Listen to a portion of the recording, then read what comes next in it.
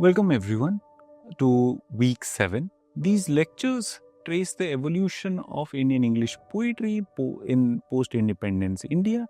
We focus on poets like Arun Kolatkar, Jayanta Mahapatra and Kamala Das.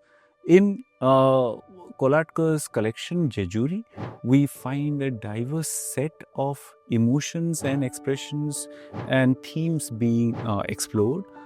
From critiques of institutionalized religion to concerns about modernity and tradition to questions of gender and caste to simple explorations of humor and especially dark humor. Collection of Jejuri becomes a very pivotal point for Indian English poetry.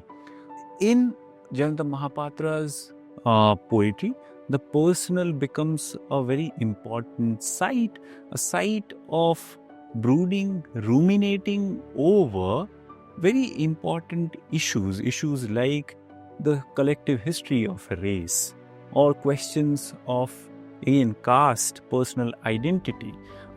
In his poem that we take up for closer analysis, Grandfather, we see how cultural memory spans out and personal identity is very inextricably linked to ideas of memory.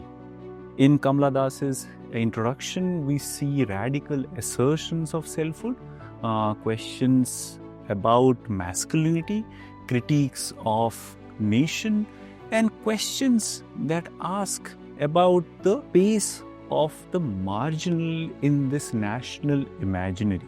These questions and themes also will have echoes in later texts that we take up, like Dance Like a Man by Mahesh Tattani and other works like Anuja Chauhan's Those Pricey Thakur Girls or Hansda Sobhendra Shekhar's short stories that will be discussed later.